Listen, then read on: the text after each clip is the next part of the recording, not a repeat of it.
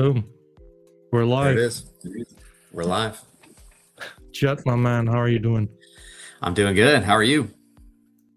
Good. I've been quite excited to have you guys on, to be honest with you. I would say like this one has been like in the making for like a little bit, right? Well, we likewise. I'm excited too, but we had to make it happen, right? I mean, your name is literally NFT Cat, so it's kind of True. a match that had to happen, right? It's true. I mean, uh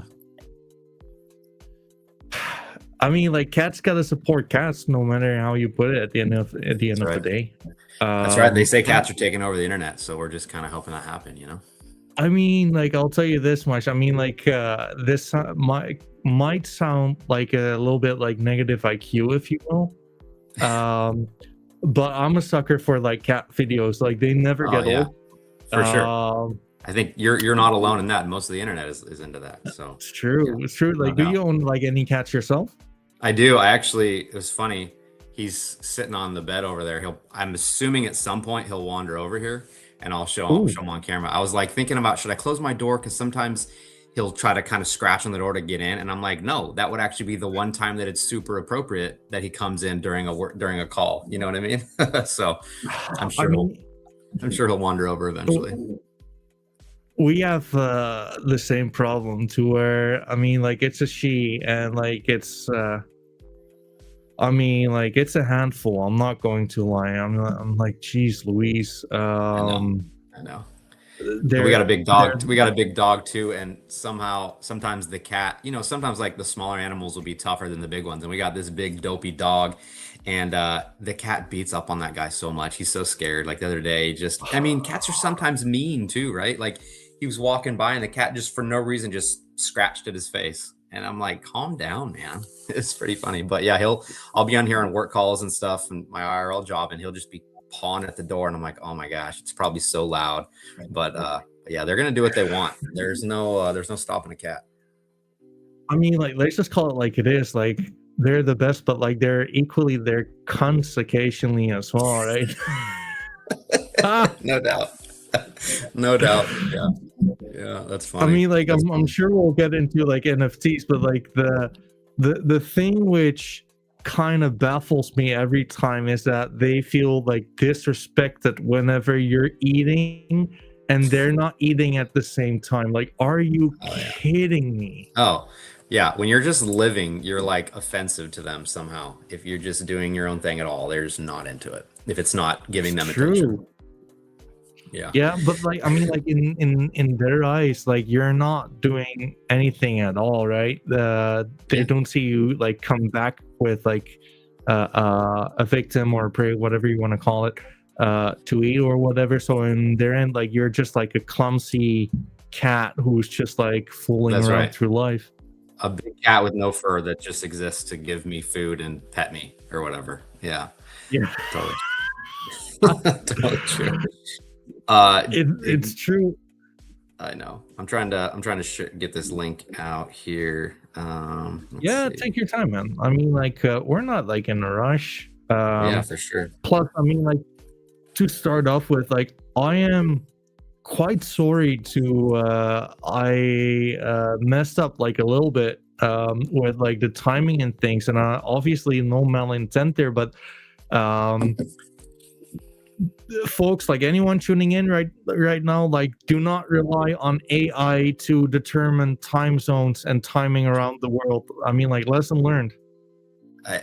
Man, trust me, you could give me so many quizzes on like time zones, Europe and stuff. So the fact that you even tried to get an American time zone and all that, it's like, it's tough. The different time zones are hard. But when you said that message this morning, you said 4 hours or whatever it was. And I'm like, it's not 4 hours to me. I'm like, oh, shoot. But it worked out fine. No Mm. worries.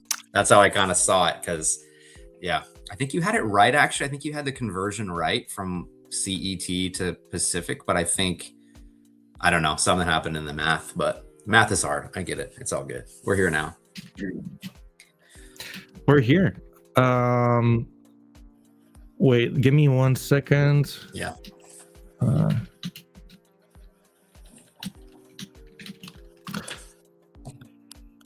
like we're here. we're 5 minutes in and already like 29 people are tuning in, which is actually like Nice. kind of decent. Guys, like 29 just more like people than I've ever had on a live stream. So I already broke my own record of 0. well, So there you go. I mean, like, guys, like, don't tune in too much because, like, allegedly NFTs are dead and like we're never gonna be back. Like, right? we're just wasting our time here anyways. So yeah, I'm with you.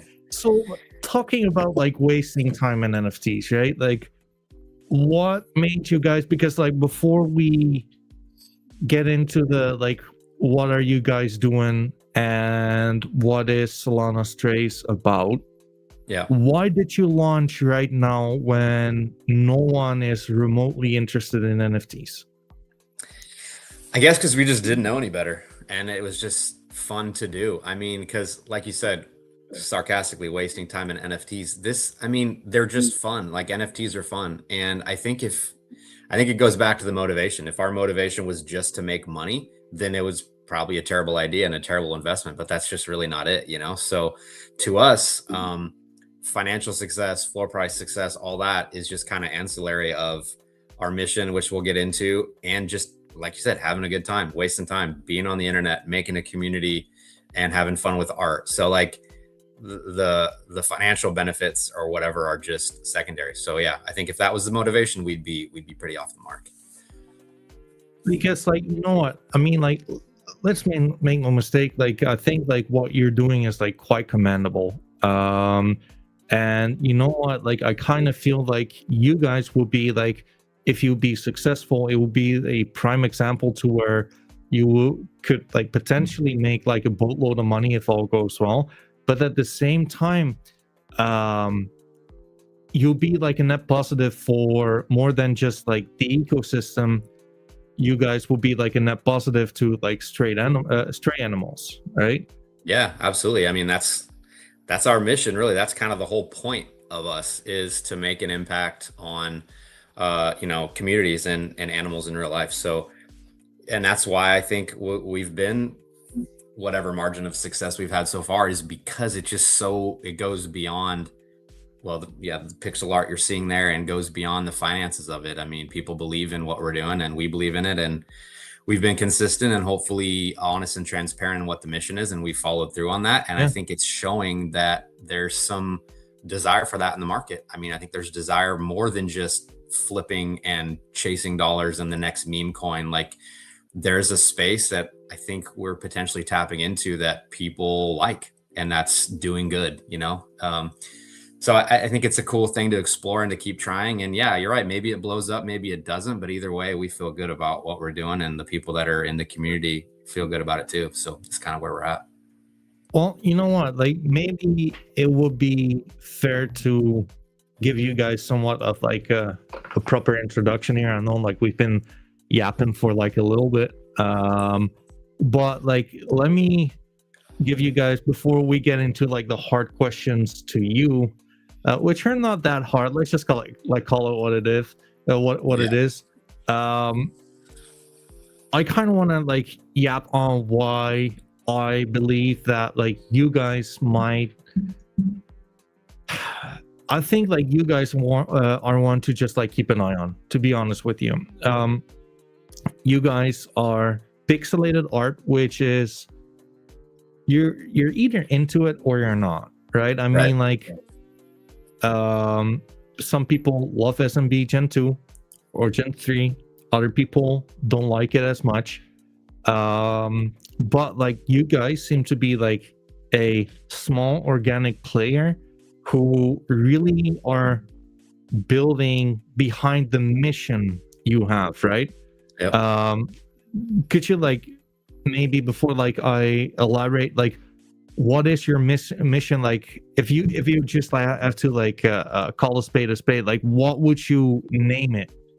Yeah, I think our mission is combining real life philanthropy and support with NFTs. I think that's kind of the one sentence answer. And there's lots of ways to do that. You know, there's lots of places to support, lots of things to donate. We chose to go with animals. And it's not just cats specifically. That's what our art is based on. But we support the shelter, and the overall larger group that we support at the beginning, ASPCA, is just animals in general. So it is cat specific as far as that's what the art is, but it's really not. I mean, dog lovers, we've got plenty of dog lovers that aren't that into cats or into our project as well, just because it combines that that real world philanthropy directed towards animals with NFTs, with we talked about at the beginning, with something that we like to do. If you're going to buy art and invest in NFTs anyways, why not do it with something that's got a mission and a real world help behind it, is kind of our theory. Yeah. I mean, and like that's where I really like agree there. Like I think like you sorry we had like a brief like discussion like yesterday when we were just like setting up the room, etc, and you said basically that you're not like the most technical one, right? Which is, I mean, which is fine. Like I'm not that technical myself, but like it's interesting that like you guys are just like on your own pace and in your own way you are building on this technology on the blockchain to basically extract 20% of all revenue, right? Like let's not get into it too deep, but like the revenue you're making on the royalties, 20% of that is going for like donations to shelters, if I'm not mistaken, right? You're right. Yeah, it's not, now it's an important distinction. It's not profit. We're not paying whatever cost or anything. It's just straight off the top revenue. So yeah, we tried to be as generous as we could while still be able to provide support for the project. But yeah, that's the idea. And it's not just our royalty is the mainstream revenue, but anything else we come out with, which we could talk about later, which is any kind of merchandise things. We've got some animations, things you can buy, anything that we do, any dollar that comes in, 20% of it goes out.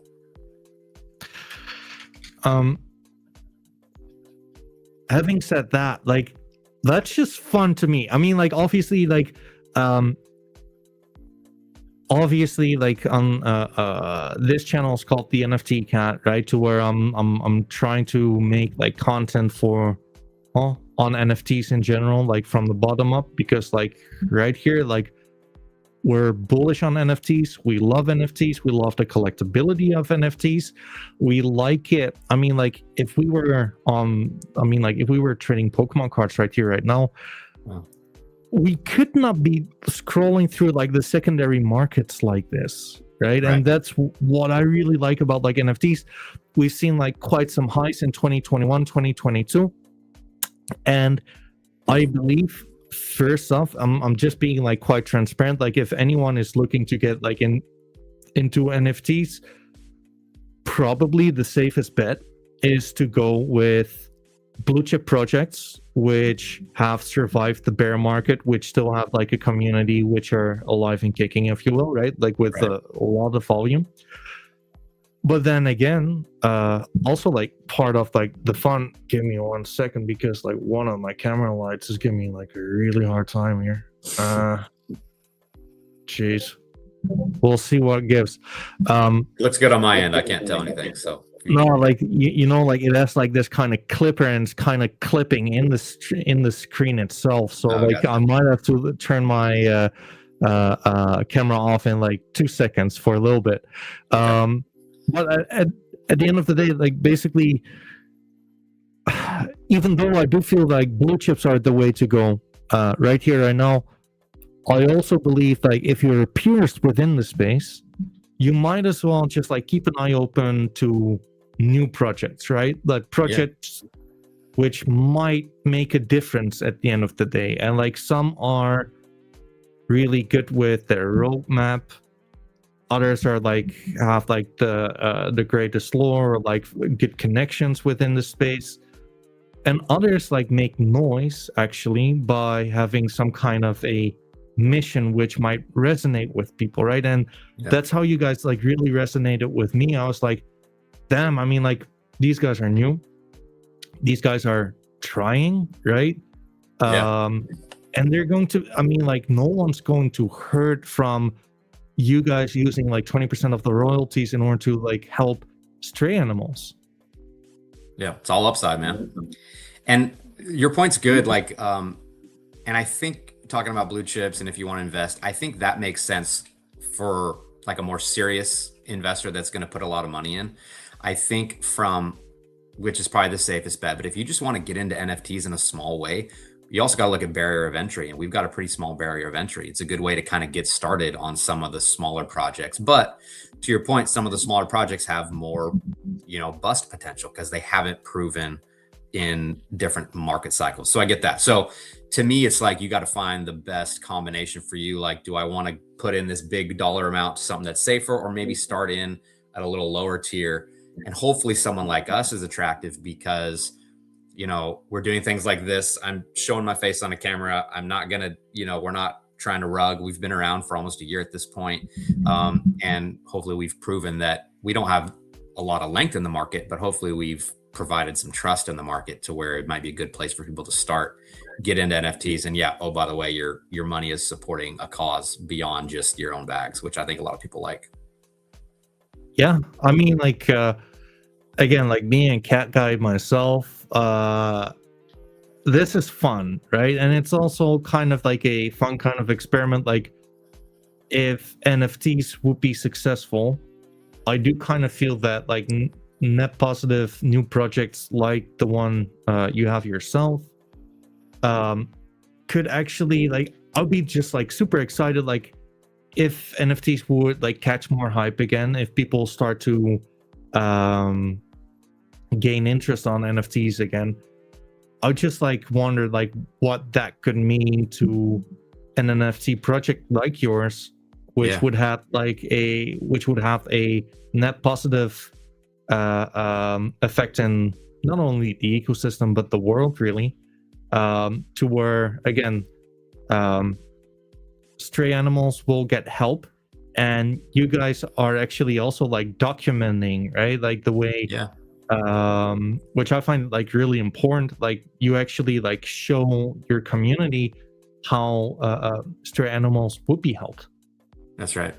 Yeah, that was really important for us, was because I know there could be skepticism, like, oh yeah, a lot of people say they're going to do certain things, but really is that just a tug at the heartstrings ploy? So we tried to make it as honest as we can. I mean, that started with when we first minted, and we can tell the story if we go through the history, but kind of the transparency was a core value, because when we first minted, we actually embedded the contract directly to give 10% to the ASPCA, which is a big national organization, because, which is cool, they had a crypto wallet. So our first mint, that was just for mint funds. It was too hard to do it on the secondary, but for all of our mint funds, every single item, every single mint, 10% of that went directly to them. So we actually have a video way back on our X and definitely in our Discord that shows Addiction, the co-founder, literally scrolling through his email because it sent him an email receipt every single time. So, I mean, there's thousands of them, or well, I guess 1,111 for our collection, but there was all these receipts of every time it donated them. So that was our first kind of real proof that, yeah, we did this because we didn't have a choice. We embedded it in the contract, which I thought was cool. And then we split that. The other 10% went to a shelter. But since then, all of our secondary sales go directly to a shelter that we provide videos. We had one just come out before that. Addiction, the other founder, will go and actually, show himself writing a check or, swiping his card or whatever, giving a donation or buying supplies for them. We've done that in the past, and we've done different things to give them money. So we, trying to be as transparent and upfront as we can, and just kind of bring people along for the ride and like show you that this is what we're doing. This is what your donation did. And I think, again, that's another piece that people like to see, from a content perspective too.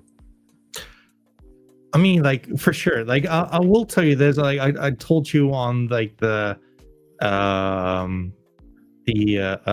chat we had like earlier as well. Like, I do think though, like with like a few tweaks, like you guys could actually be helped in the longer term as well. What do I mean by that? Like, the community bonding, forming, and like management in these kind of things is like the most important, right? Like, because like at the end of the day, like, how cool would it be if, obviously, I'm not saying that you guys should convert to a DAO or whatever. That's not my point. But the point I'm definitely trying to make is that this cause would definitely be helped by getting the right kind of collectors in who actually care about these issues and who would like provide you with like quality demand and also like quality activity within like your Discord, repping you on your socials, etc., Right. etc. Yeah. No, you're right. I mean, that's really the piece that we're missing is just visibility in the market, and being small. And to be honest, you know, I'll say where we have shortcomings is we don't have a team of people. We don't even have founders that are full-time doing this. I mean, this is a kind of a passion, you know, love project that we're all doing that, you know, we don't have the benefit of any of us three, because we have another founder, Corey, as well, that are just sitting here doing this every day. It'd be great, but we don't. So, which is, you know, makes us grow slower. But I think that is another reason why I think our growth has been exciting, because it's been all just super organic and from holders and from people telling their friends and stuff like that. But to your point, it's harder to kind of break through when there's just not the manpower, and we don't have a team of, you know, a bunch of people. So that's definitely something we need help on and we can work on. But yeah, I think that's really what we're missing, is just kind of that overall market adoption from visibility. You know what? Like, I do kind of feel that the visibility should, like, it's probably also kind of tied to like one budget, right? Like, Yeah. bull market kind of fixes these kind of things, but like also, right? It's kind of the chicken and the egg, right? Because like at some point, like, you need narrative. You guys have the narrative now. You just need like heads to basically be like, okay, I kind of vibe with that, right? Yeah. But yeah, like, I do think like more continuity on like these things would just like help you down the line. But then again, like, on the other hand though, like, getting the message out there is like the way to go, right? Like, you're doing this, being on Nuxt. We've had Kari on with the NFT Renaissance earlier. And like, what's kind of like interesting is that like so many people are like they're quite the hard believers in the cause, right? Yeah. Oh yeah, we've got diamond-handed folks, man. I mean, we've got people from Mint that still have a lot. Now, we have turned over a lot of holders, which I think is good and healthy, because we did run up pretty well from Mint and people took profit, and we have absolutely no problem with that. Some people stayed in, some people didn't, but we've got a really strong core community. And what's cool too is, even though people cycled in and out, the people that cycled in that even caught it later after Mint, some of them are now our strongest holders, and they're going to be in it for the next cycle, you know, for who knows how long. So once people get in it, it's pretty cool. Once they hear about it, once they decide to get in it, yeah, we've had some people definitely dump on the floor and whatever, but for the most part, people are in it, and they're in it usually to stay as collectors, not just kind of, you know, flippers. So that's been really fun to see. Yeah, I mean, and that's the thing, right? Like, you gotta have like the flipper. I mean, like, even flippers are fine, Yeah, I guess, right? Because like they give you more volume. Volume is just healthy for the collection. But well, at and the end of the day, in our case, it actually stimulates more donations. You know, we true. don't love when people insta sell, don't get me wrong, but when they do, that creates a sell. The bot will grab it and they'll list it, usually at or below the floor, which is frustrating, but every project deals with that. But then we've got people that'll sweep those up and buy them, and that creates another sale. So I'm not saying everyone go out and get bots and start, you know, insta selling our stuff, but when that happens, yeah, it can be frustrating, but it's like, well, you know what? If our mission is really donation and helping, we just created more by doing that.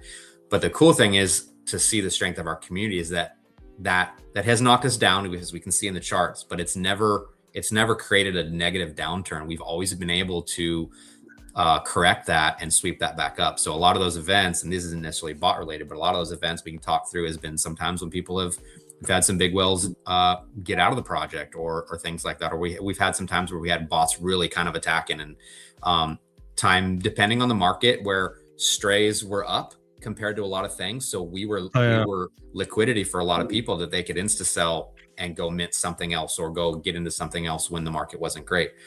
But we've been able to survive those. And as you can see in that chart, it's just still providing a positive growth. So that's been good. I mean, sometimes on a daily basis, the three of us are like, God, another freaking set of InstaCells or whatever, because someone liquidated and they went and minted something else. It's frustrating for a second, but then you're like, you know what? We just generated some more revenue for shelters and we're going to bring in some new holders from it. And it usually happens. It's true. Plus, like, you got to understand, right? Like, you guys have probably released like in like the from like a market cycle perspective, like in like the anger stage to NFTs. I would very much dispute that we are definitely in like the depression stage right here, right now, which is absolutely amazing, right? I mean, like, we all know what's coming after the depression stage. We're seeing that collectors are stepping in. We're seeing like some kind of a sentiment switch with NFTs, and I think, having said that, I think like you guys are doing really well, and the next big step would be like, hey, like, guys, collectors, anyone who is into like NFTs, why don't you check out like Solana Strays, see for yourself. Like, these are like, it's a small project, right? But like, it's, again, like, it's a net positive project. Also, like, guys, like, anyone listening to this, I'm not getting sponsored. I have a few strays myself. I've never sold any, but I'm a fan of these guys. If I'm being honest, right? Like, you're not my biggest bags, but I'll happily spread the word. I like the art. I like how you also like implement like graphics, etc. Maybe like let's go on that like as the next subject. But you guys you're kind of small, but you're building upon something, right? Yeah. And I kind of feel like this could be like super cool, and if this would take off, you guys would literally change lives, right? Definitely cat lives for sure. True. But no, I mean, you're right. It feels like the ingredients are there. You know, it feels like we've got the good mission, really good community, a small collection, which I don't think can be ignored. We're not a 10,000 collection, not even a 3,000 collection. I mean, there's 1,111. So if that market adoption starts to happen, there can be some serious supply shock that could really, really catapult people's bags and their holdings. So I think that's something that is positive, and we did that on purpose as well, just to try to stay small, stay attractive to new people that want to come in, that they can hold a good percentage of the product. They're not just one out of 4,000 or whatever. But so I think there's a lot of ingredients there that, like you said, that who knows, maybe nothing will happen and we'll just be this little philanthropy project. But it wouldn't be crazy to me if something happens and we find ourselves at a pretty healthy price.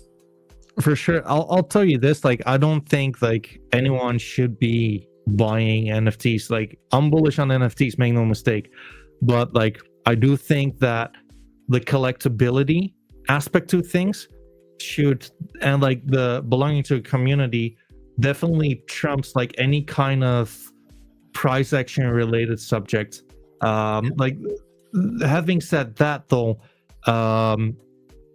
it does not take a whole lot for you guys to absolutely moon into oblivion. And I mean, like, this is no financial advice. Like, anyone like listening to this, you're listening to a guy calling himself the NFT cat. Like, that's a very bad idea to take financial advice from someone calling himself the NFT cat. But it would only take in and about like 5K to make this asset jump by what, like 250% or 150%. Oh geez, if you swept 50, it'd be a high. I don't even know what it'd be. It'd be well over two. It'd be almost 1.6. But again, like that's like the thing I really like, and it's not like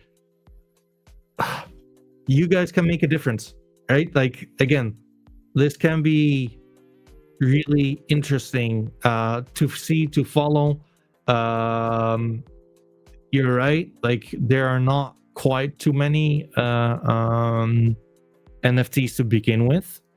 But yeah, having said that, maybe like let's get to something which is quite interesting, which I haven't like yapped on just yet. Like Judd, like if you don't mind me saying, but like we did have like a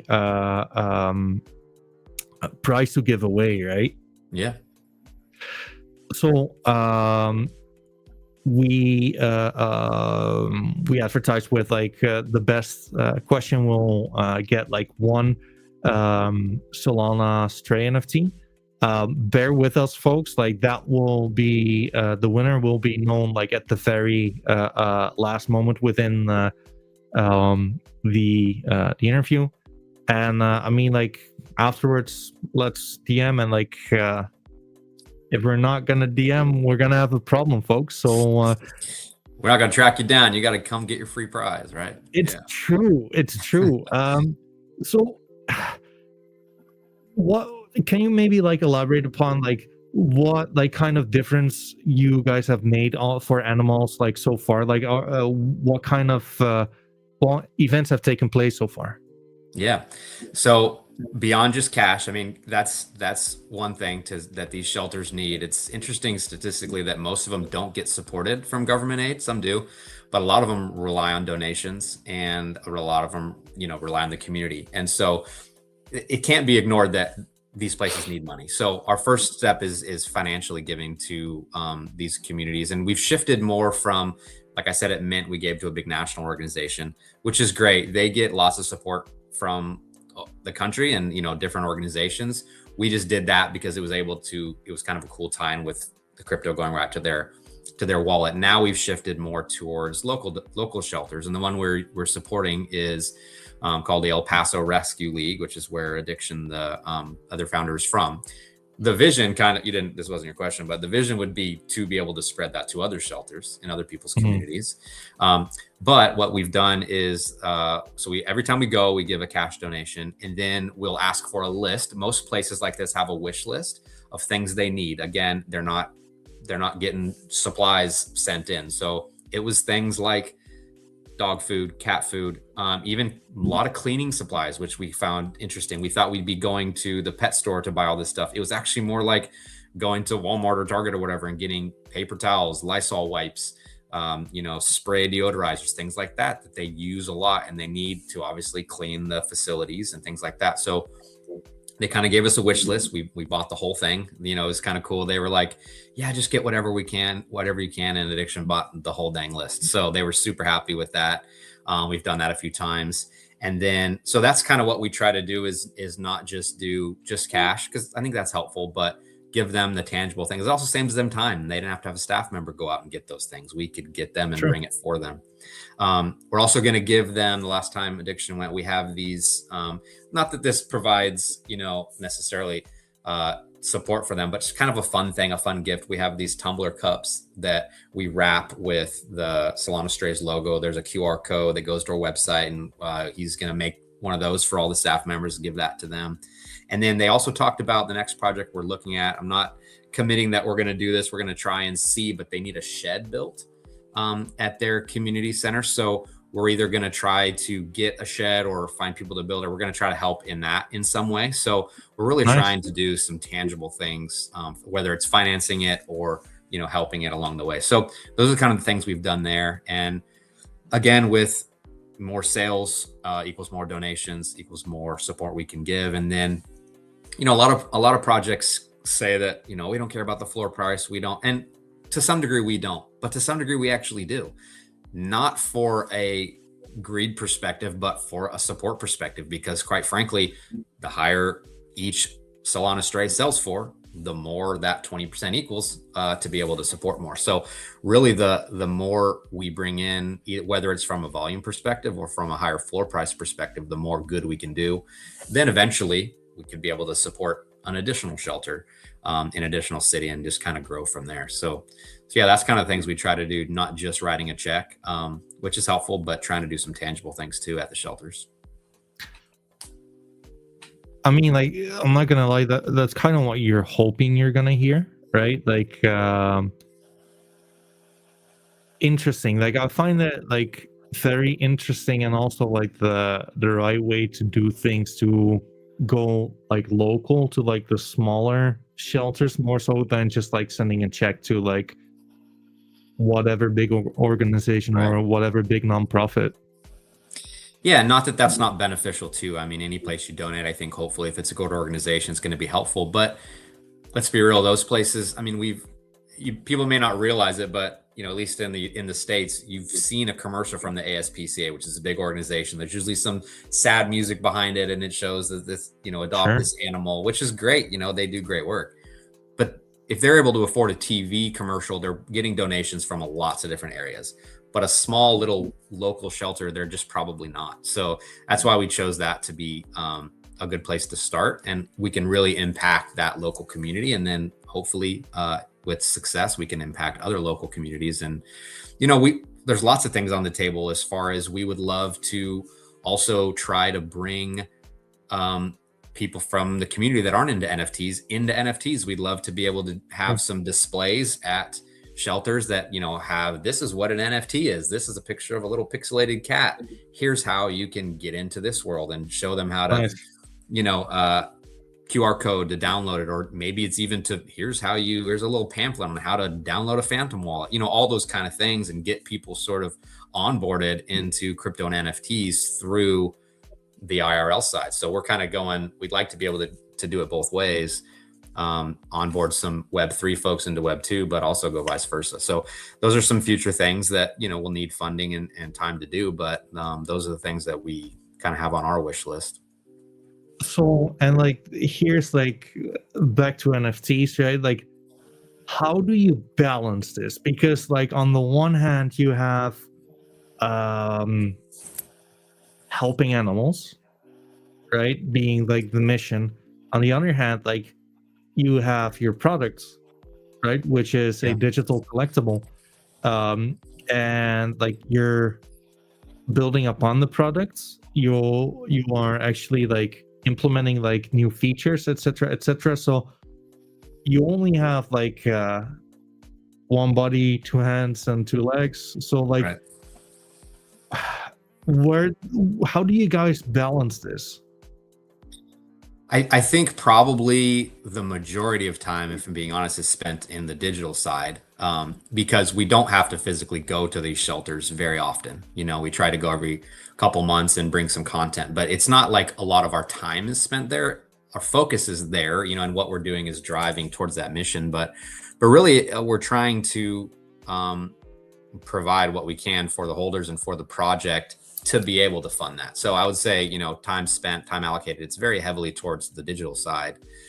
Kind of what I outlined is to increase the value, to increase the exposure, to fund that. So like, that's always kind of the mission, at the other end of the carrot kind of at the end of the stick, but we're still having to make that happen through the digital space right now. So yeah, to your point, we're always trying to innovate, trying to provide better value to where we can make those things in real life possible. Fair. I would maybe like to like dig into like the collectability of things for a second or two, right? Like, Yeah. anyone tuning in, well, I'm a collector. I'm a nerd in these things. I like floors, but I love grills. Why don't you take me through like some of like your most like favorite features, Sure. your favorite kind of like, let's mean, before I start like moaning and yapping and all the, what makes a Stray a hyper grill? Like, when would you say like these are some of the traits which are just like second to none within the collection? Yeah, gotcha. Yeah, no, it's fun to think about that, because most of our focus is spelt on the floor. So it's fun to go back and look at the grills. Sure. So here's a couple different things, I think. One is just on trait scarcity. I think that still is a pretty good way to look at it. We have a fair amount of traits that are under like 15 in the whole collection. So that's a pretty good place to start. I mean, you're looking at some of them. Skeleton right there is one. And here, I'll back up. So when we first started, we've kind of gotten away from this a little bit just because we've had more turnover in holders. But when we first minted, there were 3 traits that were sort of the most sought after, and those were the founders traits. So Okay. one is the skeleton, which is my PFP. I don't see it on the screen there, but my PF. No, mine's got a crown on it. It won't be listed, but if you look for under skeletons or crowns. Yeah, right there. So there you go. So skeleton, to me, me and Corey have this conversation all the time. He thinks mine is the most rare. I think his is probably the most rare. But skeleton trait was one of the founders traits because that was mine. So we had bounties. So when we minted, we had bounties on 3. I had one on the skeleton and then one on here. X out of that. See if I can spot another one. Okay, Corey's right to the left. The eyes, the visor, the gold visor. That was one. That was the second one. And then addiction had the gold sunglasses. And that one's a little more common. Let's see. I don't see any on the screen there, but there we go. That's his PFP right there. So those were the 3 founders traits. And they varied. I think the skeleton was the most rare, and then the visor, and then those. But so that was kind of a cool thing that we had a chase. We had bounties on the mint. Like whoever minted one of those would go into a raffle, and then we gave away. I think we gave away a fair amount. I think it was like 1 or 1.5 Solana for that kind of that grail hunt. So which is pretty fun. People were trying to, hunt for those things. And like, if you picked up 2 or 3 visors, you'd have 2 or 3 entries in the raffle. We did the whole spin. So that was pretty fun. So those were kind of the first grail chases. I would say it's turned into crowns. The gold crowns there are pretty sought after. And they're just because I think there's under 15 of those. Anything gold, the gold chef, the gold chef hat there is a pretty cool trait. True. It is 2, 4, 6. So I feel like there's more. I feel like that's what we were talking about before. I feel like sometimes on Magic Eden it shows more. Maybe not. Maybe that's all there is. I'm underselling how rare that one is. And full transparency, I've hardly ever spent time on Tensor. I've always looked through Magic Eden. I actually like the layout when I watched you do it. I think the Tensor layout's pretty cool. But oh no, that's it. Okay, shoot, that's way more rare than I even anyone thought. From Magic Eden is listening in, like you got to check, like you guys gotta like change like your charts. Like that one is just like bugging me so hard. I'm not gonna lie. No, yeah, it just makes me cringe so hard. Just look at that's this. That's why I like your Tensor view. I thought your chart, looking at the charts on there, was way better.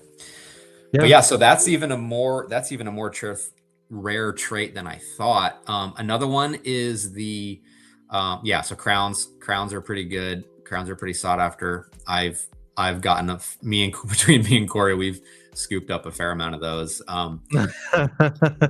Because Corey was the original trait hunter or a grail hunter. This was actually, that's a good story too, is Corey B, who I bet almost everyone on this stream watching has seen him or seen him. He's definitely the most popular guy in Web3 as far as I'm concerned, but he wasn't even an original founder, but he was so active and so bought in and such just an incredible community member that we brought him in as a team member, and we did lose one of our founders. And so Corey was such a good guy to come in. But anyways, before he was even on the team, he was absolutely hunting grails. It became a joke that like, if anyone bought something, it's like, well, give it 30 seconds. Corey will probably trade for it.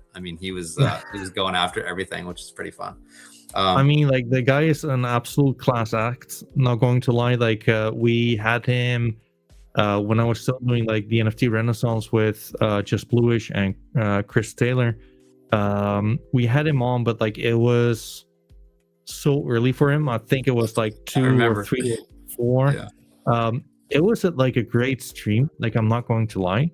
But yeah, like I think like as far as I can like recall like the conversation, like I can only imagine like he's a great addition to the team. That story right there describes Corey. Like I think you approached us like, hey, you guys want to do this stream? And we're like, yeah, sure. And then you said it would be like 2:00 in the morning our time, and we were all kind of like, really? And Corey's like, I'll do it. We're like, sweet, go for it, dude. Like we didn't get any pushback on that, but that's just kind of, that's how he is. He's going to do it. He's going to roll with it. And he's an incredible kind of, front man, hype man for the for threat. It's really cool. I mean, to get into the team a little, Addiction is he's was the brains behind it. He's really kind of was the man, the founder of it. It was his idea. He brought me in really early, and we can talk about how that happened. But it's a good mix because it's like he's the artist. He did all the art, all the pixel art himself. He's like the heart and the passion of it. Corey is definitely the hype man, the front man, the advertiser of it, and I'm just kind of the old guy that sort of keeps them in the lanes to be like, nope, we can't do that, that's not going to work. I'm sure they get annoyed because I'm like, dad knocking down all their ideas, but it's great. I think a great combination because we can really kind of use our strengths and get focused on hopefully the right direction as far as we see it. But no, it's been super good team to work with those guys. I mean, like, it sounds like you have like your stuff figured out like that, right? And whatever, especially like if you're short on time, rather than make this like your full-time kind of project, like this kind of triangulation sounds to be like for the better. Yeah, we got to try to be efficient in what we can do. And, like we said at the beginning, we fall short in a lot of areas, and a lot of it just comes down to time and effort we're able to put in it. But I'm proud of the work we've been able to do with, the time we have. So we just keep grinding forward and just don't let anything knock us down. But yeah, some of the traits back to that. I mean, backwards hat is another good one. There's another good one I like that's I don't know what's called, rainbow outline, maybe RGB. That's a pretty rare one. Oh yeah, there it is. I can scroll down a little on that left. Okay, there is the fourth one from the left.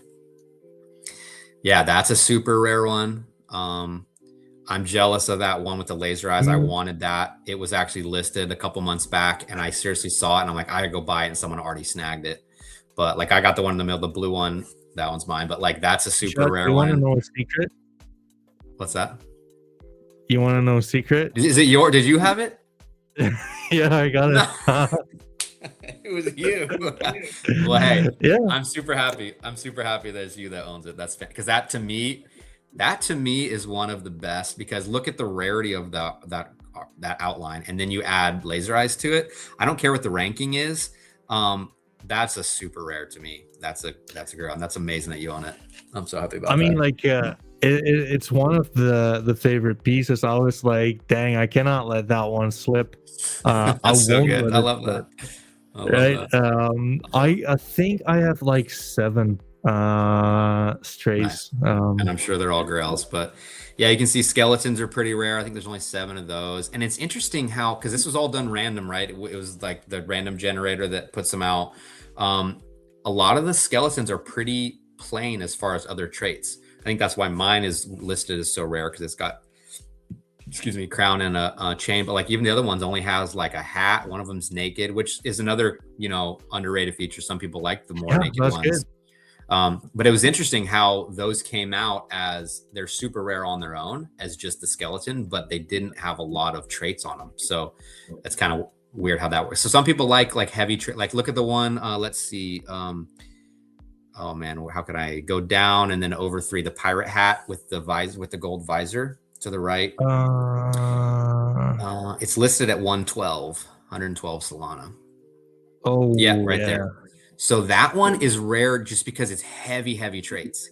And so that, but some people love that, and I don't know who owns that, and it's fantastic, original minter, super good whale for us. But that one is one that like is rare because of a lot of traits. So there's some that are rare because the traits they have are rare, and some just have a lot of good traits on it. So it's like cool to see there's different ways to collect. You can just stack up a bunch of cool traits in one NFT, or you can find like the rainbow outline, one trait that's super rare, and that becomes rare in itself. So, I mean, that's the story with any NFTs, right? It's like, how do you want to classify your collection? How do you want to make it rare? But lots of different ways to do it. That's like the great thing about like NFTs to begin with, right? Like, it's at the end of the day, like when you strip everything down, it's about art, right? And like, it's also about community, liquidity, volume, team, and like all of the good stuff. But when you strip it all down, who am I to tell you that like one is better or worse than the other one, right? Yeah. I mean, like, that's the cool part, and especially with like these things that they're all kind of dorky, cutesy, cool, right? Like I think, like just me personally, like if you're into SMB, just from the art perspective, you might as well just like really be into like this stuff as well. Yeah. Yeah. Or like chimpers on ETH, kind of True. similar pixelated. Yeah, there's just different style. Like if you're into one style, there's lots of different ones you can look at. But yeah, you're right. Yeah, if you're into the hyper realistic art kind of looking stuff, then this probably isn't your deal. But maybe it's still investable or supportable, if that's a word, because of the philanthropy piece or whatever. So there's lots of different ways to collect, whether you like the art. I think it does come down to that a lot. Usually most people don't want to spend money on something they don't think is cool or looks cool. But there's a speculation aspect to it all too, of course. Yeah, I do think that like this is where the art versus like the mission is quite interesting, Yeah. right? Like, you guys obviously the mission is like such a big part, and like I do think that you guys are probably more on like the rise up and like getting like the exposure there, getting like partnerships, like growing in visibility, etc., etc. But like that's basically what got me excited as well. I think like this kind of NFT could like do well, like if it would just like get like the right kind of narrative. And if Sure. not, then why not get like a little bit of exposure to like pixelated art, which well contributes at the end of the day. Yeah. Yeah. I mean, I would like to think that the art is good enough that it could be a collection on its own without the narrative. But For then, sure. it could be some people just like, but then when you throw that piece onto it, I think that's when we really have the potential to be something big, is because, we can combine both. And the third element to me that's been the most important to us is a strong community. Like we talked about at the beginning, it's like NFTs now I think are so much on community. And that was Oh yeah. really kind of how we started, and why we started was to build a community more than anything. And I think that's the most important thing in the market now. I think we're seeing it. I mean, we're seeing the most active communities. Like I've been getting into some ETH stuff too, and like you see some of these projects like Corky's, like Good Vibes Club, like some of these that are just so active, and there's so many people that are into it, and those are the ones that are making runs. Yeah, the Oh art's yeah. good. Yeah, they're blue chip. Well, some of them are younger than others, but it's like the people are good, and the people want to hang out, and the people are having good vibes, and so it's like it just promotes the whole thing. I mean, like that's basically what you're seeing with. I cannot like shut up about DGOTs, right? Like, I'm with you on that too. Yeah. you got some DGOTs yourself?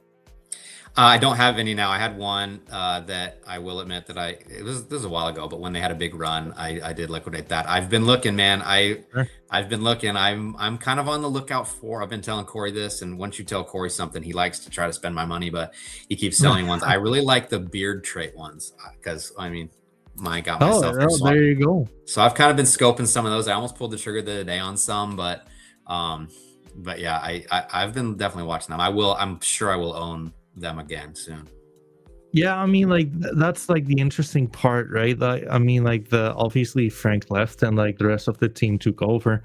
But like DGOTS is like a prime example where you can have like this cult-like following community, which are just like absolutely hardcore on the asset they like.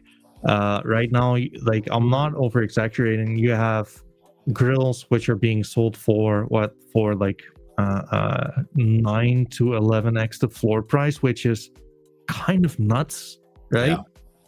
So yeah, I do kind of feel that like we're in an interesting spot where you see like these communities which are like overall quite organically just like outpacing the other ones, right? Yeah, totally. I think that's what we're seeing is people want to invest in stuff they feel safe about. And part of that safety is not just the financial side. It's like there's enough momentum, there's enough support that it won't just disappear, like it won't be able to, because even if someone leaves, Frank being a good example, the community is strong enough to just continue it. So I don't think there might be projects that love the art or it looks like a great investment, but it's just too quiet or it doesn't feel safe enough, and people don't want to take the plunge. But I think if you feel supported from the team and from the community, it's like, all right, yeah, this isn't going to go away. Like, this is a real thing. I feel good about it. So I think that's just so important right now, especially in the markets right now. 100%, 100%. So maybe like on the collectability, etc. Let's just like leave that be for like a second. Like, how did you get into like this project yourself? Yeah, it's interesting because I don't have a lot of experience in NFTs like at all. I haven't been through different markets. I literally have only have I even owned NFTs for a year? Probably pretty close. And I'm barely even that into crypto. Like I wasn't even, so yeah, let me think back. That's a good question of myself. I've got investments, just from 401ks and the boring stuff and, from my companies for my whole career. But then towards like COVID, when COVID was happening, I had a buddy that was really into trading stocks and just, buying and selling, flipping stuff. And it started kind of country started, or the world started slowing down, and we were in a house, and I'm like, he's telling me about it. I'm like, let me just mess around with that. And let's just, I think I created a Robinhood account and, and put $1,500 in there, and we're messing around with it. And it's a good way for me and him to stay in contact. And I started thinking like, what would be good things that are going to happen during COVID? And I made a couple pretty good calls. I bought some Netflix stock, and I bought Chewy.com, which is like a website that delivered dog food and cat food and stuff, which is funny that one of my first speculative investments was in animals. But those went pretty good because those started, what was that show? The Tiger Man or whatever Tiger on King? Netflix. Tiger King. Yeah, Like, yeah, we were all sitting around watching Tiger King, you know what I mean? During COVID or whatever. And so those did pretty good. So I'm like, oh, this is fun. So anyways, that's not really the point of the story, but that's kind of where I started with just stocks. We did that for a while. My buddy and I would buy and trade. And then, I made the investment, but he had this idea on one company that we thought was going to be great, and it didn't do great. So I lost most of my profit. But anyways, I was like, at the same time, started seeing crypto stuff, and I started seeing XRP. And so I took some of that winnings or some of my profit from that and got into XRP, held that for a while. Didn't really think anything of it. It did well, went up and down. And then I don't know why, I started kind of looking at it again a couple years later. This was just like probably a year or two ago. And I started finding some people on TikTok that were running like just kind of investment groups around XRP and like a Discord group. Sure. And so I started messing around with that, and kind of got introduced into absolute degen culture. I mean, that's where I started, was meme coins, Solana, XRP. It kind of started XRP, but then we quickly, in this Discord group that I was in, started just doing meme coins and NFTs, or they were doing NFTs. And that was like my first taste into crypto. So I started absolute, bottom of the barrel degen, flipping Solana, just absolute rug tokens, and just absolutely got destroyed. I mean, just losing. It's like the casino, right? You have one hand of blackjack and you think you're king, and then you lose 5 in a row, but you're like, it doesn't matter. I won on this one. I'm going to keep playing. So that's how the degen culture was. But it was so fun. And I was like losing money, but I didn't care because it was super exciting, super fun. And that's where I got just hooked on crypto culture and like community, because we were in this group and we were just having so much fun. I was with, all these dudes that were in their 20s, staying up all late at night. And I'm like, dude, I got to get up and go to work. And these guys are trying to get in on this other coin that's launching, and pump fun, all this stuff. So got into crypto that way. And that's actually how I met Addiction, was the founder of Strays.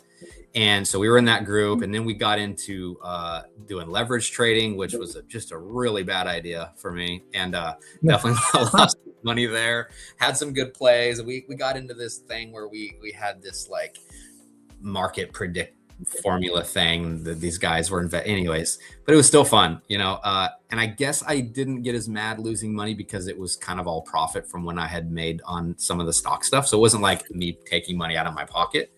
So I would have still had the money if I didn't do that. It sounds like you've been like coping like a real crypto degen for sure. Dude, I know. I started off heavy. In that world, but anyways, so that was how kind of I got into it. So I was like, all I really knew was Solana.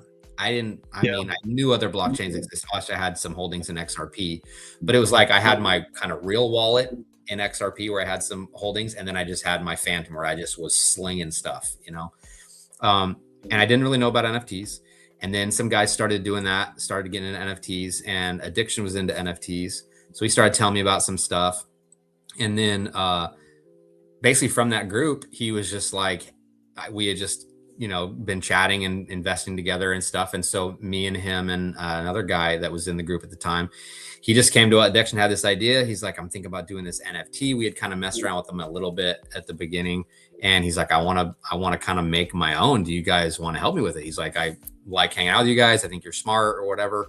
And so we were kind of like, yeah. So, I mean, so I was in it from the beginning with him. Is, you know, is his baby, is his kind of brainchild as the artist and sort of bringing the idea. But then the three of us sort of started it. And this was back in probably this time last year. We probably started in like February, kind of maybe January, kind of thinking about it. And I think we started our socials and our Discord in like February of 25, somewhere around there. Yeah, it probably says, maybe you can say it on there. And then we minted in April, end of April. But yeah, that's kind of how it started. So me just kind of throwing some money at some stocks, switched into crypto, switched into NFTs. I mean, that's how it goes, right? It was a wild ride. So I'm happy to not be trading meme coins anymore. I mean, I'll throw in every once in a while because a lot of projects, like our friends' projects, will do coins. I'll throw in some there, but I'm not trying to chase that anymore. I'm pretty much putting everything into different NFTs. And so, I mean, dude, I'm fully into NFTs. I've got way too much of my portfolio is into NFTs now on ETH and Solana mainly. But yeah, it's super fun. I'm addicted now. I mean, I'll tell you this, like, if you ever loved NFTs when they were at like the 2021, 2022 highs, you should absolutely lose your effing mind on them when they corrected by like 99.5%, right? Right, exactly. And that's all I've known. So I haven't known those days. So like I see all these people that just actually got wrecked and rode it all the way down, but I'm sitting here like, hey, I'll buy them at the bottom and let's ride them back up. It's my theory. Oh, hell yeah. Hell yeah. So you know what, like, interestingly, right, like from your perspective, how do meme coins, what would you say are like the similarities and like the difference between like meme coins and NFTs? Yeah, to me, it's vast difference. It's all, again, I'll say this multiple times. It's all about community, because meme coins, it's like me versus you. Like I got to buy it and sell it before you do. It's True. Just all PvP, man. It's like, you got to be in it for yourself. And so much manipulation that I saw, which was terrible. Obviously the rugs and all that, like it was just such a lottery ticket. Like it just felt like you might buy this one and it might run up and you sell it at the right time and make a ton. But 30 seconds later, you're down and you lost it all. So it was way more high risk and way more, just antagonistic, it felt like. But NFTs, there is still some of that, of course, but it feels more like you're buying it together. Like we all own this together. Let's stick together and ride it to the top type thing. Like we're on the same team. And to me, that feels so much better from an experience, and it's just more enjoyable. Like some people may obviously love the, fighting and trying to beat the other guy. And, I like some of that too, competition. But to me, it's like, I guess I use the analogy of like, I've always been a team sports guy growing up, played baseball and football rather than swimming and tennis or whatever. It's like, I've always been more the team feel. And that's more fun and exciting to me than just kind of doing it on your own. I mean, like that makes a lot of sense. Like I do think that also there's the aspect of like individualism within NFTs, right? I mean, like, I think like it's cool, like we all could love Solana strays, but like I might prefer this little MFR over the one right next to it just for whatever reason. And more than likely the other one who buys this one is going to be like, well, actually I think like this is like the best looking one, right?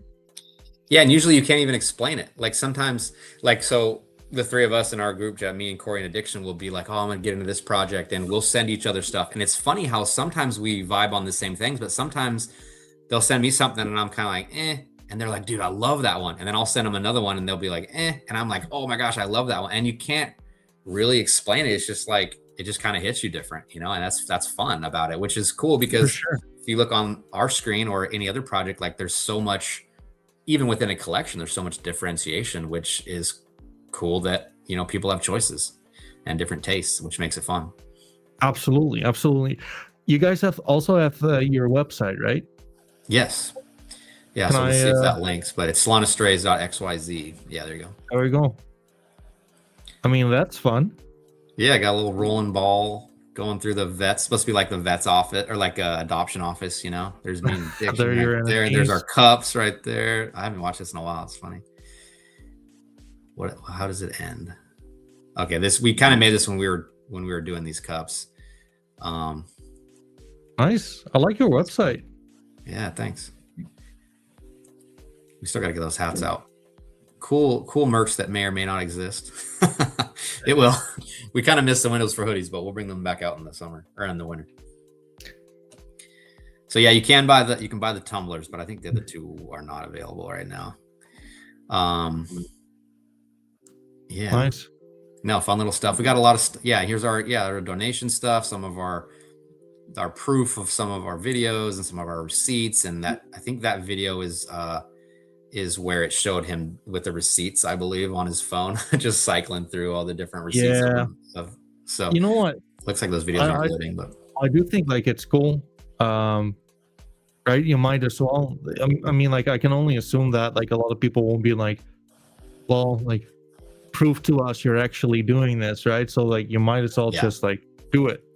That's right. Yeah, we don't want any questions like, well, are you really doing it? I'm like, yeah, we are. That's why we put it on the website. So yeah, might as well head off any questions before, or any thoughts before they're there. Some of that's just boilerplate, like talking about NFTs, because like I said, we want, eventually we'll make it to where there's more, even more information about the basic stuff, because we want to send people to parts of the site that introduce them to NFTs. So some of that stuff was kind of basic NFT stuff to get people into it.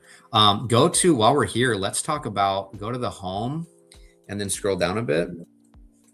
I think it's right here. Now I can actually go up. Okay, so click on request stray upgrade. I thought it was a bigger.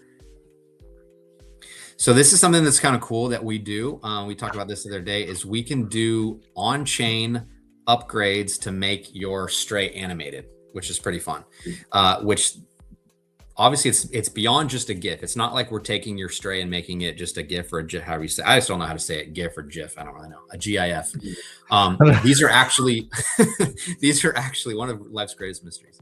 These are actually on chain, to where if you go, we don't have to necessarily, but if you go on Magic Eden and find one that's been upgraded, it will show these on the listing. So then it goes from just a static listing to where they also can be animated. Like these ones are actually ones that if you find that stray on chain, they will have this animation on them. So kind of a cool feature to do. And so we have two different levels. That's pretty fucking cool. I'm not going to lie. Yeah. Like I'll tell you this much, right? Like I don't think it's cheap versus the floor price, like from like the collectability side of things, right? Like, would you rather get yourself an extra stray out of like the 3, or would you prefer to do this? But that's only because like the floor price is rather low. I do think that for custom artwork, this is not expensive at all, actually. And that's why we did it. We wanted to keep it cheap. And so you can actually do it even cheaper. So this is the custom upgrade at 0.2 means basically in that box, you type out how, like, so that one, actually that was made from the Devil Horn one, was Creator, who's the founder of Soul Gods, which is a project we're cool with. He said, I want my stray to have horn. That's kind of his, branding. He's got like his devil horns. So he wanted one exactly like that. So he typed in the thing, whatever it was. I don't know what he said, but have the money coming out of the bag and have my horns. And Addiction actually made it and did that. And there will never be another one that has something similar to that, because his was custom. And same with over here. Whoever did that one, I guess they wanted a puppy on that. It might have been a Doginal dog holder. We have a lot of Doginal dog holders. So they probably said, I want to have, a dog in there as well. And so that's a custom one. We have a fair amount of those that will never be replicated. So you can do that. Or you can do a template one, which is 0.1. And that means, so like as these examples, anyone that has, for Addictions on the far left, has the golden glasses, they will all have, if you want an upgrade, it will have that trait or that animation. The gold striped glasses that Corey has will do kind of the X-Men Cyclops graphic, etc. So like, if you're just like, or if you can't really think of anything, you're just like, I want it to animate. I don't really know what to do. I've got one that's got a gold visor. Let me just get that one. It'll do the cool Cyclops thing. So it's another option to do it into. And my skeleton one there, that's my PFP, and any skeleton one will have the kind of the beam me up thing. So on that, you would write, because some have multiple different traits. You say, I want to do my trait based on the glasses, and then it'll put that one. And gotcha. How about this? Let's throw this out there. Anyone on the stream now that buys a stray, we'll throw in a template upgrade for free. So a little incentive there to grab one. So there you go. I should have said that. I should have said that earlier. But buy a stray now at any level, and we'll put on that. Go into the website, tell us which one you bought, and we'll do a template upgrade for you for animation. Fair point. And I mean, like, I'll definitely pitch it like later as well, but like for any collector out there, right, like it's fun, right? Yeah, it's just little extra things that are cool, you know. I think it's great. Like I think more NFT projects should do stuff like this. Like it's fun, like it's interactive, it's dope, like it really is. And also true to our mission, 20% of that we bring in will go directly to the donation as well. So it's not just on our royalties, it's on anything we bring in, or the merch that we looked at too. Is like I said, every dollar that comes in, 20% goes out. So trying to do our best, but yeah, that's kind of how we want to run it. Is any little thing we can do, anything we do in the future, anything you see us promoting or selling, if we don't explicitly say it, just know that it's donation, applies to the donation as well, which is commendable, which I really like. Yeah, I mean, as like a next question, right, like I would have, like, if all goes well, like how would you guys like envision yourself like be within like the Solana ecosystem and NFTs, right? Like what I mean to say, like in like a best case scenario, like how would you, like, let's say hypothetically NFTs will be like quite bullish, where would you see yourself like being there? How would you see like the project being there from like a community point of view, from like a development point of view with regards to like stray animals and like anything like you can think of in that sense? Yeah, no, good question. I mean, it's easy to throw crazy numbers and things out there, but trying to be a little future thinking, bullish, you know, maybe a little fanciful, but also kind of realistic. I think stuff we've talked about before, I don't see why we can't be a top of that front page Magic Eden leading NFT volume wise. I think to have that happen, a lot of things have to go right. Obviously, I think it would be tough for a collection of our size to trend on that big a volume. So a lot of people have asked, I know one of the questions on there was like, are you going to do another collection? I don't know, probably not at this point, unless, I think the only thing, and I bring that up for a reason I'll get to, is that's not our goal necessarily to make another collection. I think there's a lot of projects that do, whether or not I agree with that. Sometimes I think for us being small, it could make sense only to open up a wider audience and a bigger ecosystem. Because I think to really scale and grow, it might be hard with a collection of our size. However, I think twofold could happen. One, if we got to a high enough floor price, we could sustain revenue turning over by decent volume at that level. So if we got to a DGods where they're at now, 5+ SOL, that would be good volume if we had good turnover. But I still think the benefit and the negative of having such a good community, I think we'd have a lot of people that would be holding on to a large portion of the collection that may or may not get turned over. So I could see a scenario where if everything goes right, crystal ball, we get to a high floor price. One, that could price out a lot of people, which part of our mission also in helping animals is bringing on new people to NFTs. I think it's really big ask to say, hey, you just saw us at this shelter, come buy this NFT for $700 that you don't even know what it is. So I can see a scenario where we start another collection, kind of like Pudgy Penguins Little Pudgies thing, where there's, you know, this cheaper version, or D-Gods and Utes, Sure. to where we have another collection with pretty much the sole purpose of like, excuse me, kind of Watching. onboarding new people to the ecosystem. To where this is like the Genesis project, the OG kind of higher dollar level, which hopefully would have is still a lot of sales and turnover to generate some good dollars for donation. But then maybe we have a second one that's more kind of an introductory. That's not something we like are wanting to happen, but to me, that would show a pretty high level of success, because it means this collection has priced up to where a lot of people are out of the market, and it shows there's enough demand to sustain at a high price to where there could be another one. So I think that would be a fun scenario that would get more people involved, because I mean, with 1100 and 11, like we have 304 holders right now, which I think is pretty healthy on that group that size, but it's limited with a collection of that size. Yeah. So I think to really grow, we would need some more opportunities for people. So that I think would be cool to happen just from a growth perspective. But I think what that would do is two things. It gives, you know, different levels of buyers, but that's showing that we're bringing in revenue to be able to hopefully at that same time that our collection's growing, our IRL side is growing to where maybe we're supporting 5 different shelters at the same rate. Maybe it's Addiction's got one in his hometown. I got one in mine. Corey's got one in his. You've got one where you're at. And, you know, it's like we pick these bases to where we can provide the same level of support because our volume and sales are higher. So that'd be kind of the like best case scenario where we're at. I think that'd be really fun. Sure. No, I agree there.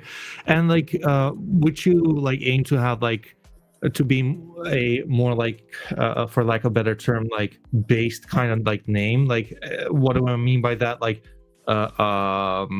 adding value to your community members, right? Like airdrops, partnerships, whitelist spots, like those kind of things. Like, are you looking to grow in that aspect as well? Yeah, I think so, because like I said, of course there's a financial component in it for any founders. We're not making money on this. We're bringing it back to giveaways and things, but I think that mission would continue to where with increased revenue goes more to donation, but then we could do more things like that for our communities with more revenue coming in on the business side. So yeah, I think we'd like to develop it as a brand, to where more benefits to holders, more opportunities, more things to make it a more, to take it from maybe people's initial attraction to it is the philanthropy and the donation, but you know, maybe it's like you come for the mission and you stay for the benefit type of thing, because we're able to provide more for holders going forward. So yeah, that would absolutely stay sort of as the mission going forward. But I think there could be some, you know, branding and IP opportunities from this as it grows as well. So lots of cool things. I mean, but as we started the conversation, we just need, you know, exposure, market conditions, and just maybe some luck, to be honest, in a lot of these things. Sure. And things to break I right. mean, you know what? Like, I'm just thinking out loud here, right? Like, it could be cool if you would actually like attract like the right kind of collectors who also like have like a heart for the cause, could actually like step into like collaborate with you guys on that. For example, like if I am located in Rome and I got like a Rome local shelter, for example, I would like Yeah. to support to establish those kind of partnerships together with you like that. Yeah. Right. Yeah, that'd be great. Yeah, that kind of stuff would be awesome. Yeah, I think that just comes with growth and you know, more, you know, growth is more opportunities to do that. So we're very much cautious on what we do, as far as I've just seen. I don't have experience running online business, but I do have experience running IRL business, and sometimes success and growth is what kills a business. So we definitely Sure. want to be smart about how we grow and what we take on, and which is kind of why I said jokingly at the beginning, it's sometimes we rein in our ideas, because there's so many cool things. I mean, so many projects have so much cool utility and so much cool things for the holders that we would love to be able to do.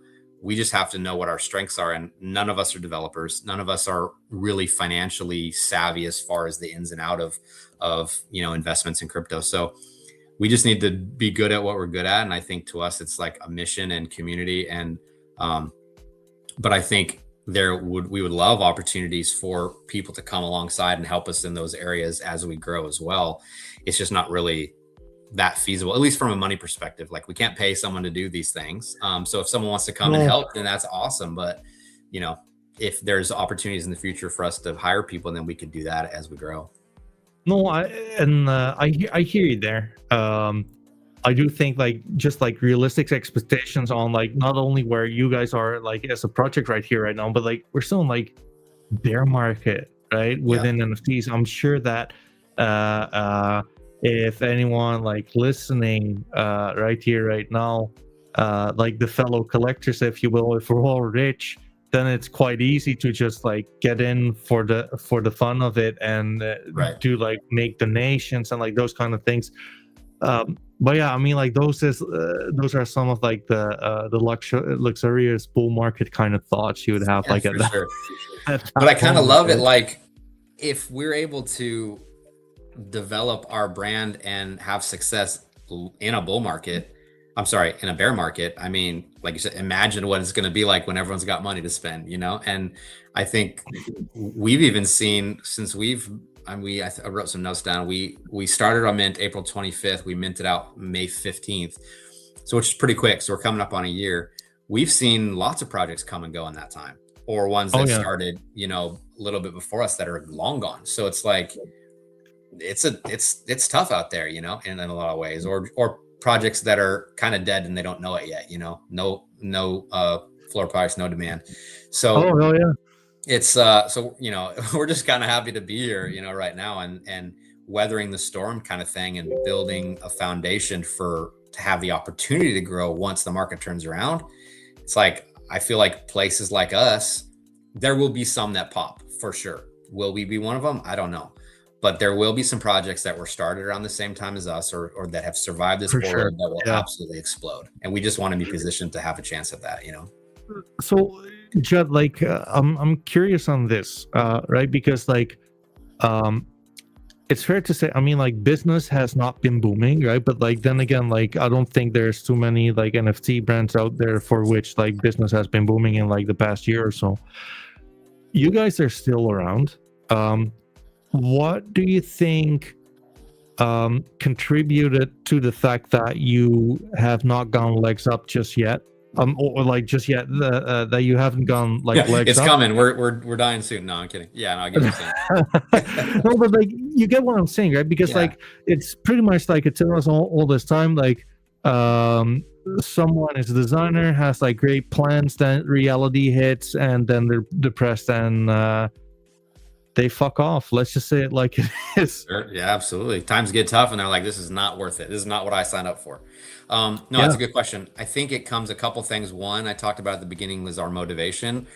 We started this not financially driven. So if you're chasing money and the money doesn't come, you have no reason to stay. So I think that's one. Our motivation was not that from the beginning, which was the benefit because, you know, hey, we're not making money now. We weren't making money then. It's still the same. You know what I mean? So that's one. But I think two is, again, what I said at the beginning is community. I think people, I'll be honest, our community isn't as active right now as it has been. We still have a very strong core, but I think what we see is even in lower, you know, kind of valleys of activity from just people talking in timeline and chats and Discord, we still see people holding their assets for the most part. Of course, you always have people selling or listing or whatever, but for the most part, our holders now are bought into the mission and they believe in it. So even if their attentions are elsewhere, new projects, whatever, down market, they don't want to spend money, they kind of checked out. They're not just dumping their Solana strays because I think it's the mission's there. And they've bought into the mission. Hopefully they've bought into us, seen us engaging, see us not going anywhere when we've had ups and downs. And I think it's just, I just have to give credit to our holders. You know, I think we are at 304 individual holders. So it's just the power of them. Like they're holding up the project because I think we started from a good position of community first, philanthropy and trust. And I think that's not going away no matter what the market is. So I think that's really it. It's kind of a cheesy answer, but it's like, it's the heart, you know, it's like there's a heart behind it. I think you're right. Yeah. I think you're right. So building upon like the holders, right? Like if you had to choose like, or like you have like the option to basically, well, speak into existence, what kind of holders like anyone listening in right here, right now, what kind of people would you like to attract to your ecosystem? Um, if you had the option to like make some kind of a profile of like a Yeah. checklist, if you will. Yeah. I think I'm going to say this 20 times, but it's people that believe in community over profit. And that's not to say that we're not going to make profit in this project. I hope you are. I hope our holders have. I mean, we minted at 0.045 and we're at what, 0.65 now. So people are making money. But that's not the primary goal. I think the primary goal of people we're looking for is people that want a good community, kind of a place to be home, like those projects I talked about at the beginning that are so active and like they believe that is their identity. You don't have to PFP ours at all times. It'd be great if you did, but people that like identify that they're like, yeah, I'm in Solana Strays. Like I want the people that if they see a post that someone says, even if it's a click farming one that's like, show me a project you believe in. I want people to have Solana Strays as one of the first ones they list. It doesn't have to be the only one, but let's say there's 2 or 3 that they love. I want ours to be one of them because they believe in like the community and the ethos and the mission of it. That's the kind of people we want. And I think if you find those kind of people, the profit will come and the tide rises all boats. Like if everyone's in it together and everyone will make money on it in the long run. But I don't want people that, not saying I would prefer people that don't just come in as a speculation to buy 20 of them and try to flip them. That's going to happen. It has happened. And if it does, that's okay. Like I said, it brings in more donations, but ideally it's really someone that wants to be a community member. I mean, I'm not gonna lie, like that's me, like right here, right now. Like I'm not like, just being honest, I don't PFP you guys because I'm just a DGA kind of guy. Yeah. I am like, I'm very, very, very much intrigued by your art, by your mission, like the way you've been like building upon this, the way you guys have been consistent, the fact that you at the end of the day you're going to be a net positive to animals. Like who cares about like animals even these days, right? Because like we're also fed up with like politics, with like wars, right?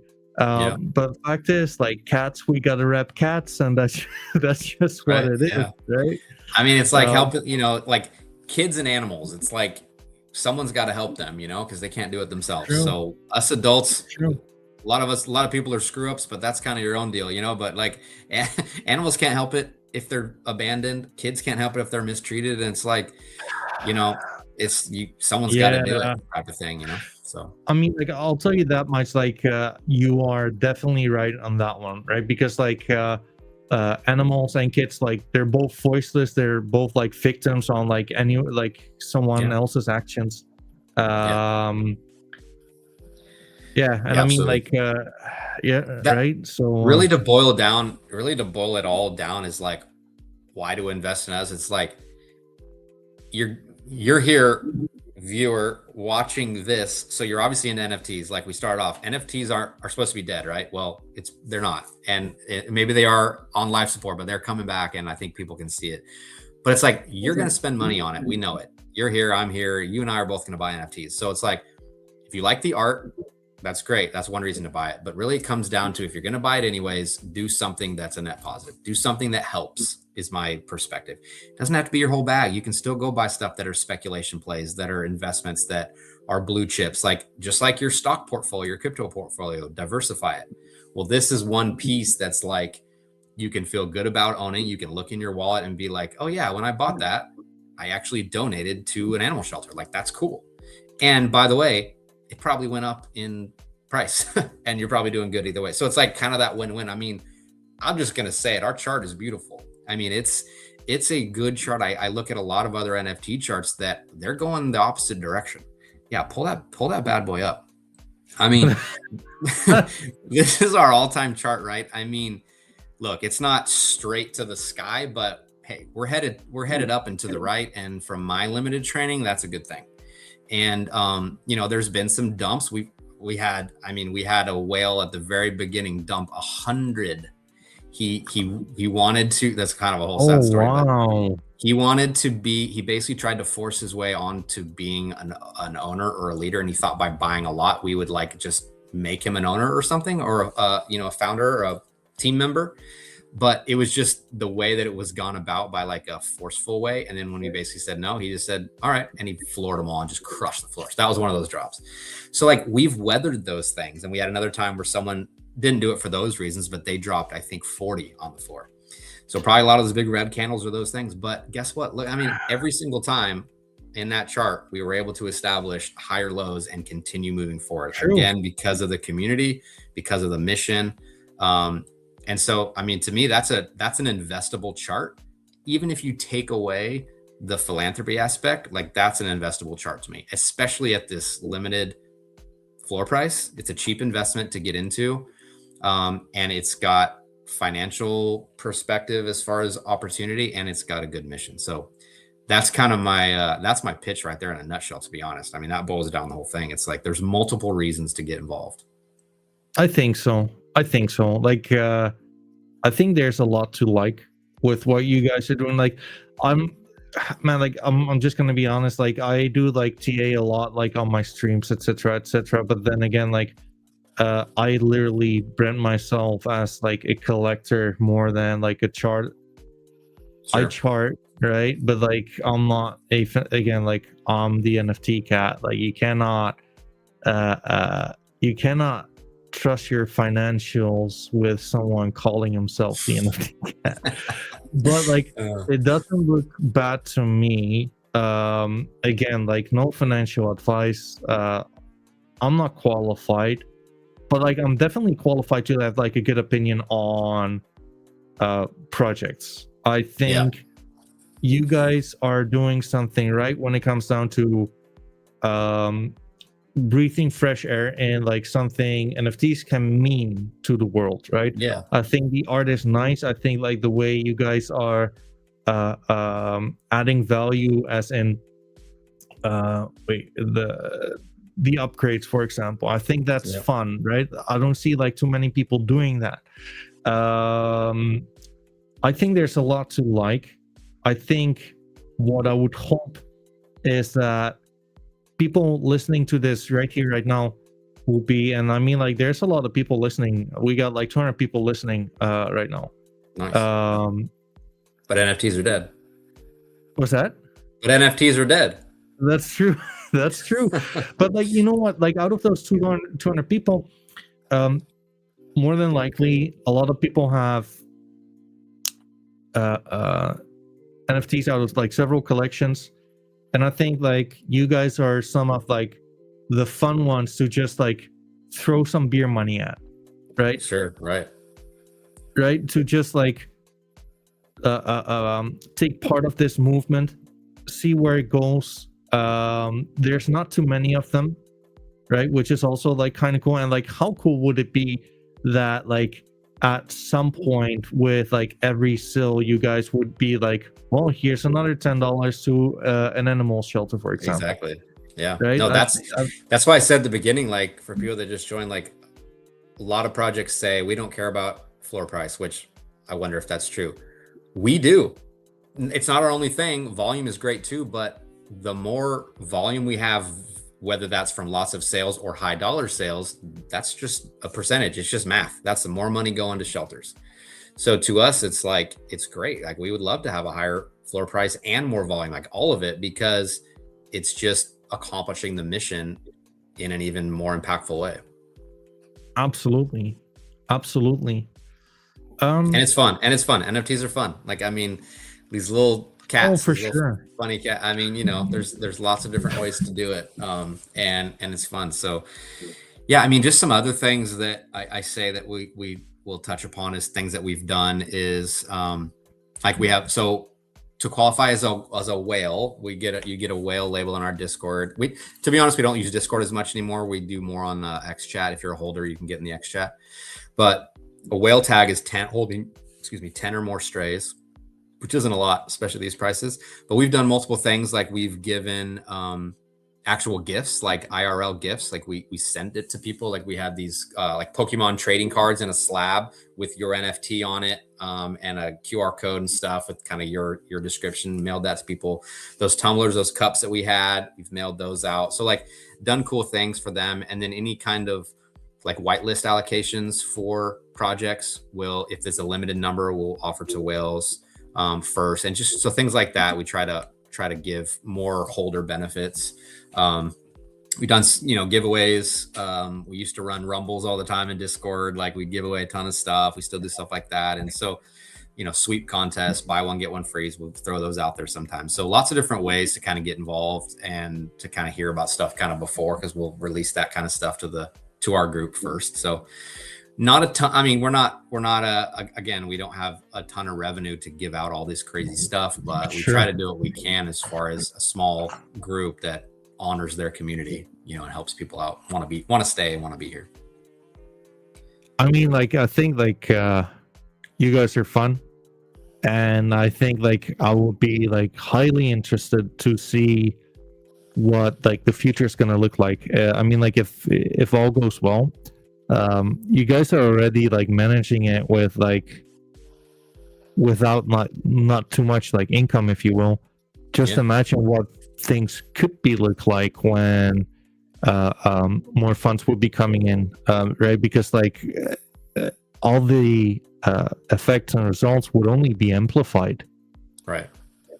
Yeah, exactly. Yeah, no, that's a good point. Like from a business side too, I always talk about more revenue brings more donations, which is the mission, but just the practical side of running a business is more money brings more money for the business to be able to operate and to be able to expand and to do more and to help your bag, as a holder, help your bags. The more that we can do, it, raises everything up. So that's a benefit too. I mean, it benefits everyone to have more volume, more sales in any project. I mean, really, that's the reality of it.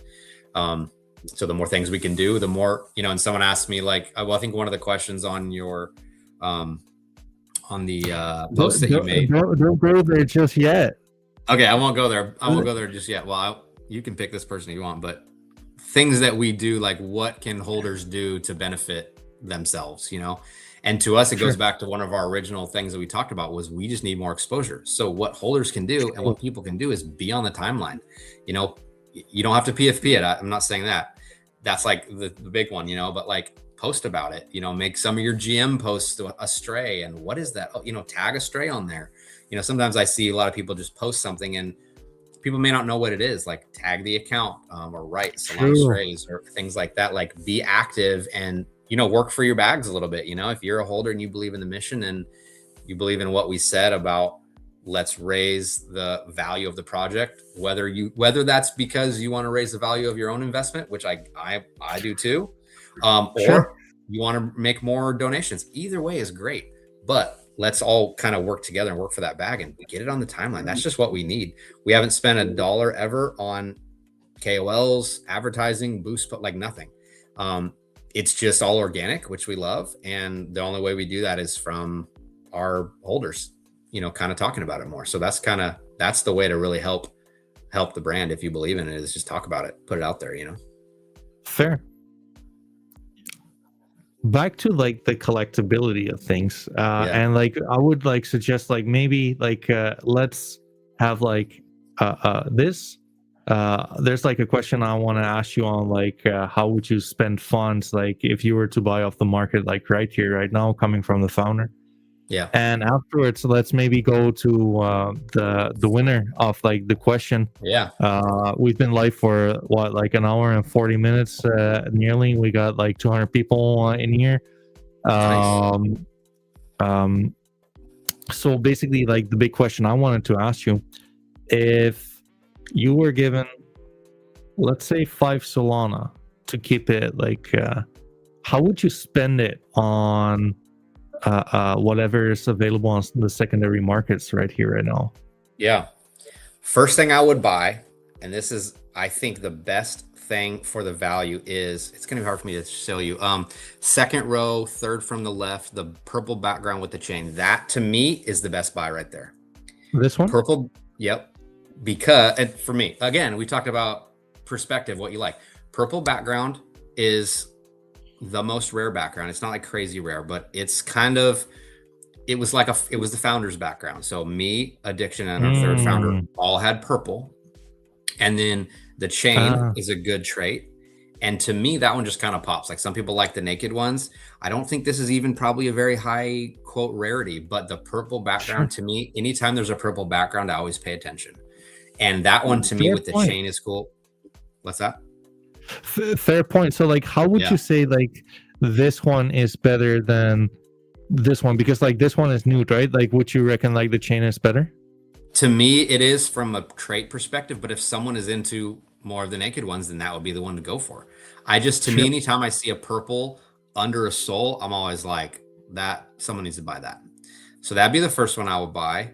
I'm probably less, just in general, less of a grail hunter and more of a floor guy. I think floor is alpha in a lot of ways because Yeah, for to sure. me, if the project's going to go up, I can hold a couple of them. Let's say I'm not investing in Solana. Let's say I am. I would like to hold several, 4 or 5, or whatever that number is, so I can be a diamond hand as far as there's some that I'm going to hold on to, I'm not going to sell. And then this is coming from the founder of this project. I don't care if you make money. I want you to make money off this. So buy 1 or 2 at floor that once the floor goes up, you can sell. I have no problem with that. That's just a good investor. So buy a couple that you love. Like to me, I'm going to buy that purple background. Keep looking. I'm probably going to buy that zombie down the very bottom listed at, yeah, This one? that one. I'm going to look at that just because I think the zombie trade is cool. And you can ask Corey or Addiction. I love color match stuff. So to me, the green background with Mm, the green skin, I love. So to me, I'm fair. always, anything that's kind of color matching is always going to catch my eye. Zombie's not like a crazy rare one, I don't think, but it's rare enough as a skin that it's pretty cool. So like that one kind of stands out to me. So I'm going to buy that. So I'm going to buy like 2 or 3 grails, kind of nicer ones, and then I'm going to buy a couple off the floor. Maybe I'm going to look at, I like personally the red backwards hat in the very middle with the laser eyes. This one. That's one I think Oh is yeah, that one cool. looks good. Just to me, I think it looks cool. The backwards hat is a We're at cool like trait. 3.2 right now. That's what, yeah.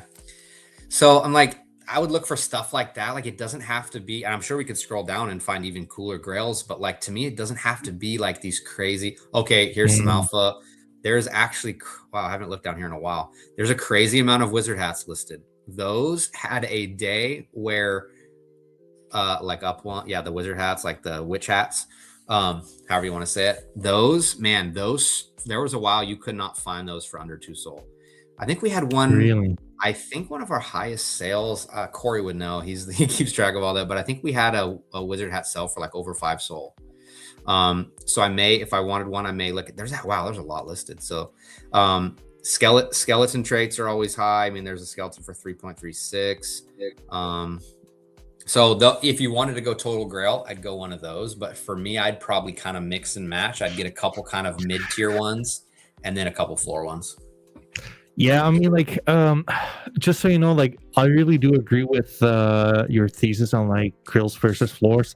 I'm definitely more of a grill guy myself, but like, just realistically speaking, like, if price appreciates and like the currency, if you will, for like NFTs is like definitely like the floor price, right? Like, it's and especially like if the floor price would rise, then you would see like a closer ratio between like floors and grills.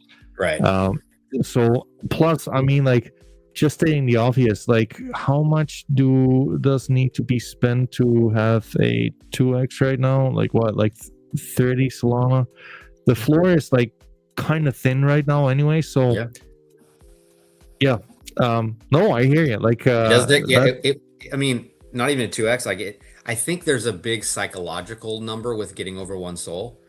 So I think sure. because we haven't broke that, our all-time high is like 0.8 something, and we got real hot. We were having a good momentum, and then we got to that, and we sort of sold out. Yeah, not too long ago. Is that 0.8? Well, it shows here because it takes out the donation, the 10% Mhm. or the 10% on royalties. So it always shows a little bit less than what it actually was showing on, you know what I mean, on the True. market. True. But 0.8 was what kind of the floor of buying it was. And we thought maybe during that run we'd get to 1. But again, some of these people minted at 0.04. I think 0.04 was our whitelist, 0.08 was our public. So that was a 10x. So people that minted at public was a 10x. People listed at whitelist was a 20x. So we saw a lot of people take profit, which, shoot, as an investor, I can't fault you for 1 second for that. So we faltered there, but we were still pumped to hit an all-time high. So I think the next leg up is going to be breaking that one SOL mark. I think if we do, I think there's going to be a sell-off, but I think if we can break that and hold close, that's going to really, when we take off. I think if you can be over a 1 SOL floor for any extended amount of time, I think that's when it's really going to explode. So all that to say is, like, it doesn't take a lot to get to a 1 SOL floor. No. I mean, we're on the second row right there to get to a 1. So it doesn't take a lot to come in and sweep up and get to a 1 SOL floor. And I think after that, I'm not saying it's going to just take off, but I think that's really when we're going to see it start to really move, is when we break that. That's just my thoughts. It may totally be wrong, but that's seems to be a big cycle, kind of a psychological number for a lot of projects. You could be wrong, but you could also be right. I think like the biggest takeaway would be like anyone, like whether it's like live or like people listening back to this, if you would like decide for yourself, like, hey, this is something which piques my interest, right? Like, again, like you guys, you developed pixelated art in the bear market, right? You saw it as an opportunity to help stray animals, right? By giving 20% off your royalties to shelters, to whatever would help the mission of like helping stray animals. I think like the big takeaway would be like, if you're a collector and you would like to get into this stuff, it will be absolutely great and awesome to actually enjoy network effects through collectors, right? Like, no matter how we put it, either by being vocal on the timeline, either on being mentioning you guys and whatever, right? Like, I think like that will be like the big takeaway, to just like get like the right kind of people in who care about NFTs, who care about like obviously animals, who are interested in like whatever new forms of philanthropy NFT technology would like open up, right? I think like that's like the interesting part of this thesis. And as you said, like you're a rather small collection and like collection size, right? Only 1,111. Yeah, small. So I mean, like, interesting food for thought. I mean, like, brother, like, this has been like really cool. I've enjoyed myself, and I hope you've enjoyed yourself as well. No, it's been great. Yeah, it's been a lot of fun. I really appreciate it. Yeah, no worries.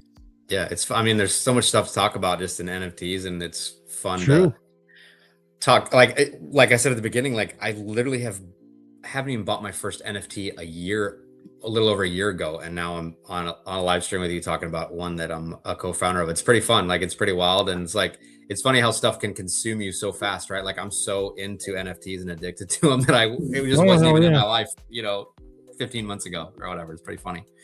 But super fun. I mean, like, I will tell you this much. Like, I do kind of feel that, like, if you guys could like collaborate with like other NFTs down the line, it would just like help you, because like that way with other NFTs, right, like they also have like their community of collectors, etc., and if you can kind of like I would say like steal some of their heads, but like interest some of their heads, I think that will be just like really efficient, because like it's easy to like you guys, right? And I think the collapse with like other NFT projects would really give you like a stamp of approval within the market, right? So just my unasked for opinion there. If all right with you, shall we go to the winning question? Let's do it. Okay, awesome.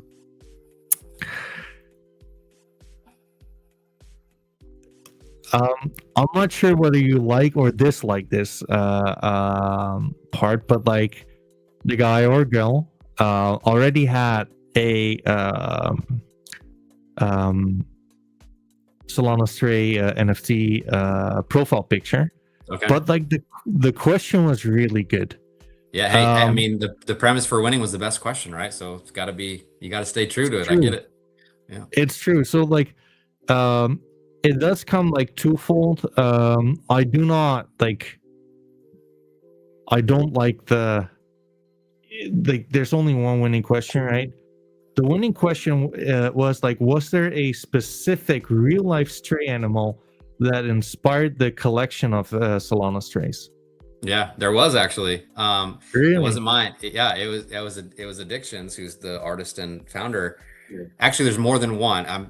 I've heard him tell this story enough times. He has one cat I know that's named Luna that was like, I think, the main one, but he's also told the story. He has got several, and him and his wife are really into helping animals and helping. They've adopted multiple cats. In fact, if you scroll back a ways, I think it's probably on our X, but I know it's in our Discord. He literally, this is a separate story, but it's cool too. Sure. He works in construction, and there was literally this cat that wandered onto his work site that was crazy matted, the hair, really in bad shape. And they took the cat in, shaved it down, cleaned it all up. And I think they ended up keeping that cat. So like, that's kind of where it comes from. But he tells a story that I don't know exactly how many cats he has, 3 or 4. And most of the cat colors, I mean, they're standard cat colors, but they were like modeled after his cats. So like he's got an orange tabby, he's got like a gray, he's got a dark gray. And so like those were, I don't remember which one Luna was. It might have been the gray. He could I hope it's not the zombie. You what? I hope it's not the zombie. Right, yeah. He has a dead cat that's still in the house. So that's kind of weird, but it's, but yeah. So yes, it totally was from that. And I think that's where he kind of took the inspiration for some, he tried to like make it after his own cats. And we've got pictures in the Discords of like his actual cat. So yeah, it totally was. And I think Luna, maybe that was his first cat, but it definitely had inspiration from the cats that he sees in his house, which is pretty funny. I mean, let's do this.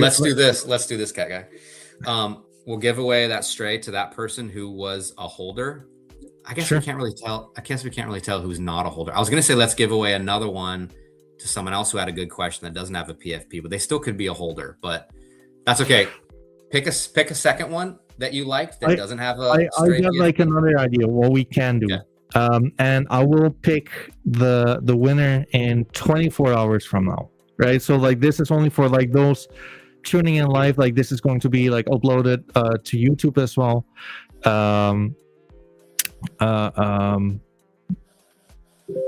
It's not applicable for you guys. It is what it is.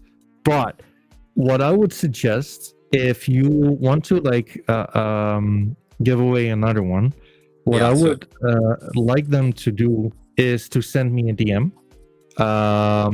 They obviously need to follow Solana Strays. They should follow the NFT cat _soul. And I would like them to tell or basically say like, how would they envision like supporting like the Solana Strays brand? So whether it be like, hey, like I'll just like have like good mornings, like some good morning messages, like occasionally, or something like that, right? Because like, you know what, like I've already like decided upon one winner. If we're gonna like give away just like more, I don't mind it, I love it, but like it should make sense. And like more than anything, I would most likely wanted to land with someone who would actually like the mission and would like to contribute in whatever way, shape, or form they would. You're way better at giveaways than me. I was just gonna give it to someone, and that's perfect.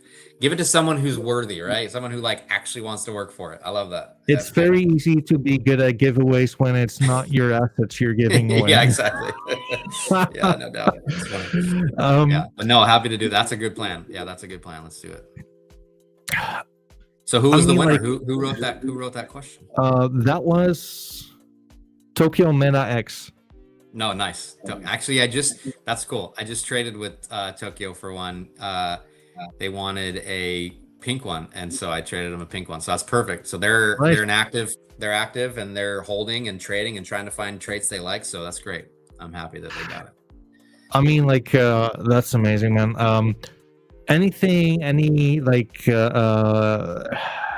you would like leave like the audience hanging with? Like, I'm pretty sure we like broke the record on like the amount of people who are tuning in, like 231. Nice. Awesome. Yeah, that's absolutely amazing. I guess I will say, let me just give my little elevator pitch one more time for people that maybe didn't hear. I'm not going to give the whole backstory at that we gave at the beginning, but just my thesis on Solana Strays is, if you're here and listening, you're probably into NFTs, or you're at least curious about it. You're probably going to buy something anyways. So if you're going to spend your hard-earned money or your profit from something else, buy something that you like. Hopefully you like Solana Strays, but also buy something that is going to do positive impact on the world. Like NFT guy said, it's a net positive. I like that phrase, because we're giving, if you didn't hear it, you probably did, but we're giving 20% of all revenue, not profit. Any dollar that comes in, we're giving 20% of it out to local shelters. And so if you're going to buy an NFT anyways, do something that you feel good about. You can open your wallet in the midst of all your other rugs and stuff that didn't go well. At least you're like, hey, I remember when I bought that cat and it got donated some money to a shelter. So buy something that will help your bags. And obviously, if we do what we hope to do, that investment will go up. But in the meantime, and if nothing else, if we go belly up, you at least can feel good that you donated to an animal shelter. So that's kind of the mission. Support a cause while also supporting your bags. Having said that, guys, girls, like anyone listening in, we're giving away one Solana Stray. Send me a DM on Twitter at the NFTcat_soul. Like Solana Strays, like the NFT cat, follow the NFTs cat_soul, and tell me how you're going to support it. Either to contribute to like an active Discord, you can support by writing like a small little thread. You can support, I don't know, like that's for you to decide, right? I don't want anyone just like flooring it, and like at the end of the day, like I cannot stop you, right? It is what it is. It's happened so many times, man. We give a giveaway and it's on the floor the next day. We're like, oh my gosh, that was not the point. Oh well. Right. But like I want to, like, my passion in all of this, like what can I get out of this is like shining a spotlight really on like these kind of like new NFT projects, which I kind of believe are worth sharing, right? And that's kind of it. I mean, like I hope you guys like had a good time. Judd, like thank you so much for coming on, man. I appreciate it. Yeah, that was fun. I like that a lot. Right? First live stream I've done. It was a lot. Like I'm like, oh man, that was a lot. Not pressure necessarily, because I can talk, but like it was kind of a different kind of energy, but it was fun. You know, I liked it. I'm into it. So I appreciate you thinking of us. I appreciate your support. I mean, we haven't, you know, like you said at the beginning, we're not sponsoring, like you're not getting out of this, but just being a good dude and finding a project you believe in and supporting us. So thank you for that. Thank you for giving us the opportunity, and we're super happy to have you as a holder. Well, appreciate it, man. I mean, like for now, that's it. I am purring out, folks, and we will meet soon. Like another upload tomorrow on YouTube, and other than that, on to the next one. Judd, thank you so much, man. All right. Take care.